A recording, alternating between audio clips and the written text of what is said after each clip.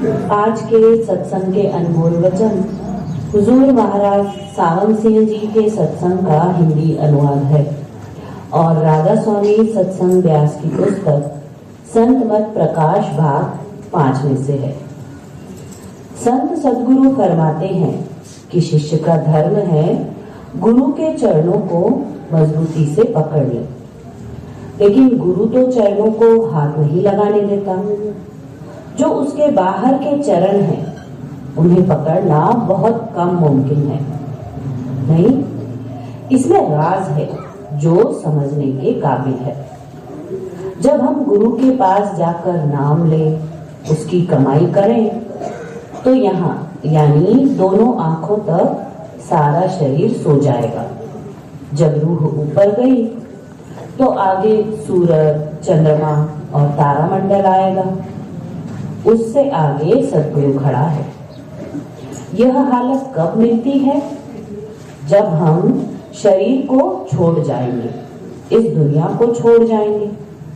जब हम वहां पहुंचे, वह देश बड़ा ही खूबसूरत है, शांति देने वाला है। वहां जो नूर है वह बड़ा अचरज है।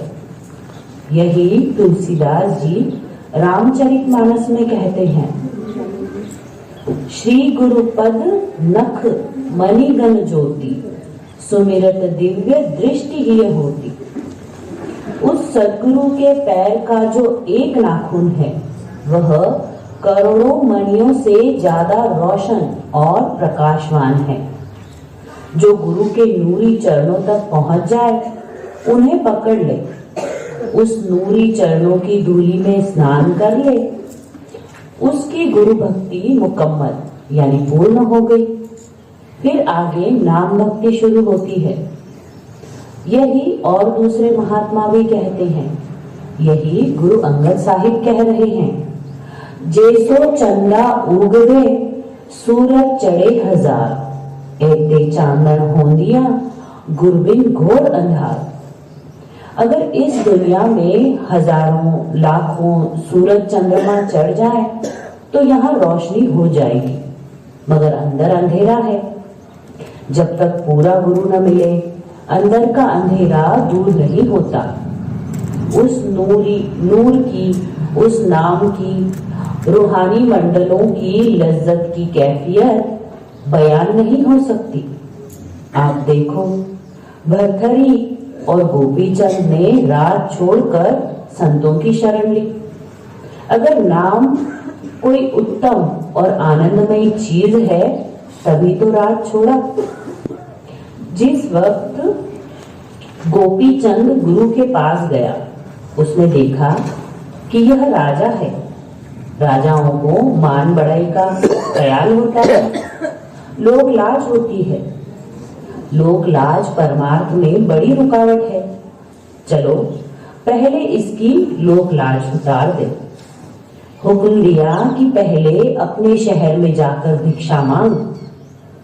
अपने शहर में मांगना जहां हुकूमत की हो बड़ी मुश्किल है, मगर दाना यानी सयाना था, लोक लाज छोड़कर चला गया। सारे शहर में फिरा। जिसे पैसा देना था उसने अपना राजा समझकर रुपया दिया। काफी रुपए जमा हो गए। जब अपने घर की तरफ गया तो रानियों ने देखा कि राजा आया है। सोचा कि अब हमें जेवर का क्या करना है। सारे जेवर दे दिए। गोपीचंद को जो कुछ मिलता योगियों को दे देता। योगी आगे गुरु तक पहुंचाते रहे।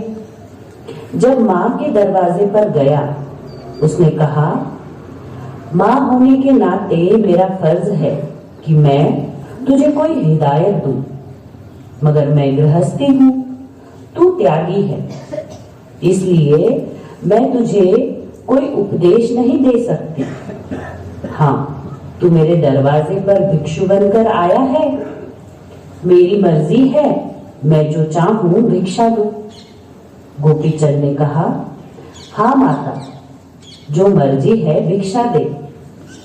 कहती है, अगर मैं तुझे सोना चांदी देती हूँ तो तू गुरु को दे देगा, गुरु सेवकों में बांट देगा, तेरे पास कुछ नहीं रहेगा। बेहतर है तुझे वह चीज दूं जो तेरे पास रहे। सो मैं तुझे 3 शिक्षा देती हूं। सबसे पहली यह कि किसी मजबूत किले या महल में रहना। दूसरी, नरम से नरम बिस्तर पर सोना। तीसरी, बढ़िया से बढ़िया लज्जतदार खाना खाना। गोपीचंद ने हैरान होकर कहा, तू मेरी माता है, मुझे राज छुड़ाकर फकीरी की तरफ लगाया है। अगर कोई और औरत होती तो मैं उसे समझाता। देख माता, मुझे जंगलों में रहना है, मेरे पास मजबूत किला कहाँ? जंगलों में सोना है, मेरे लिए नरम बिस्तर कहाँ? मुझे रूखा सूखा खाना है, मेरे लिए लज्जतदार खाना कहाँ? ये तीनों ही बातें मेरे खिलाफ है। माँ ने कहा, बेटा तू समझा नहीं, तू राज छोड़कर योगी हुआ है। तेरे पास अमीर भी आएंगे, गरीब भी आएंगे, बूढ़ी औरतें भी आएंगी और जवान स्त्रियां भी आएंगी। कोई तुझसे दौलत मांगेगा, कोई बेटा मांगेगा, कोई कुछ मांगेगा, कोई कुछ। अगर तू गुरु की शरण में रहेगा तो बचा रहेगा। तुझे गिराने वाला कोई सामान नहीं मिलेगा।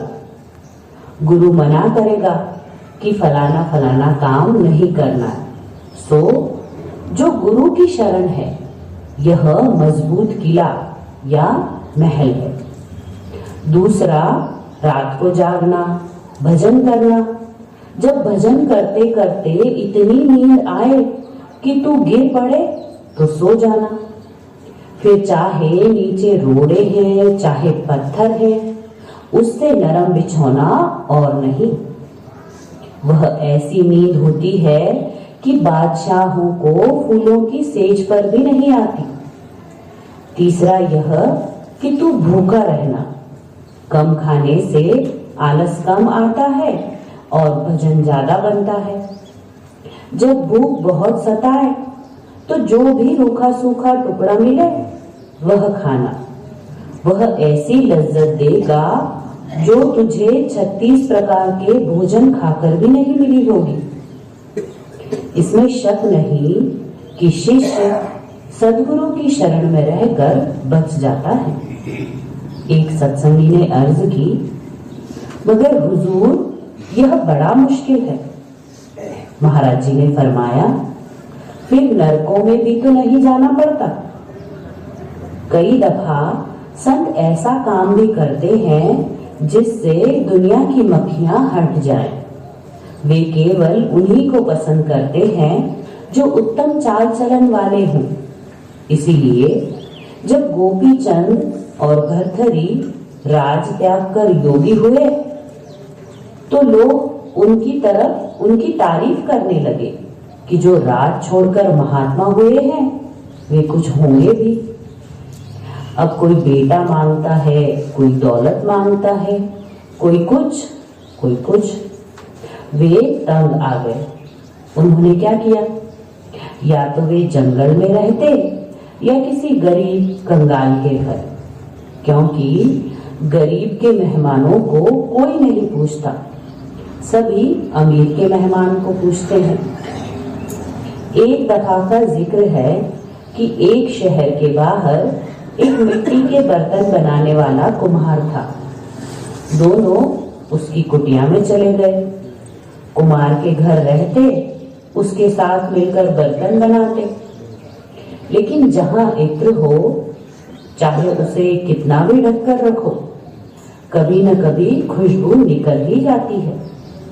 पहले पड़ोसियों को पता लगा, धीरे धीरे सारे शहर में खबर पहुंच गई कि फलाने कुम्हार के घर में 2 बड़े महात्मा आए हुए हैं। राजा के मन में आया कि चलो चलकर दर्शन करें। जब राजा तैयार हुआ तो वजीर और कई अहलकार भी तैयार हो गए। फिर प्रजा भी साथ ही तैयार हो गई। शोर मच गया। जब शोर कुमार के घर तक पहुंचा तो गोपी चंद और भर्तृहरि ने पूछा कि यह शोर कैसा है। किसी ने कहा, जी राजा आपके दर्शनों को आ रहा है, साथ में वजीर, अमीर, अहलकार और प्रजा है। उन्होंने मन में कहा कि जिस बात के लिए हमने राज छोड़ा था वही फिर सामने आ गया। खैर उन्होंने आपस में कुछ सलाह कर ली। राजा आ गया। राजा, वजीर, अहलकार, प्रजा सब अपनी अपनी जगह बैठ गए। अब राजा का ख्याल था कि ये कोई ज्ञान की बात सुनाएंगे। इंतजार होने लगा। इतने में गोपी चंद ने उठकर कहा, आज मैं भीख के लिए फेरी पर जाऊंगा। भर्तृहरि ने कहा, नहीं, आज मैं जाऊंगा, क्योंकि कल जो हलवा लाए थे वह सारा तू खा गया था।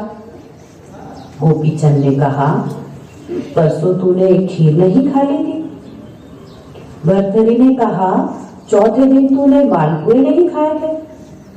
एक ने डंडा पकड़ लिया, दूसरे ने फावड़ी। आपस में लड़ने लग पड़े। राजा ने मन में कहा, ये महात्मा नहीं जो खाने के लिए झगड़ रहे हैं। राजा के मुंह से कुछ नहीं निकला। यह कहकर राजा उठ खड़ा हुआ। अमीर, वजीर और प्रजा ने भी साथ दिया। जब सारे चले गए तब उन्होंने कहा, चलो मक्खियां झड़ गई। गुरु के सत्संग में रहना अच्छा होता है। जब तुम उनका सत्संग करोगे, नाम लोगे, उसकी कमाई करके 9 द्वारों को छोड़ोगे, सूरज चंद्रमा से ऊपर जाओगे, आगे सदगुरु खड़ा है। जब आप रोज रोज भजन करोगे, गुरु के नूरी स्वरूप के दर्शन करोगे, तो वह क्या करेगा? तुम्हें भी दर्जेवार धुरधाम पहुंचा देगा।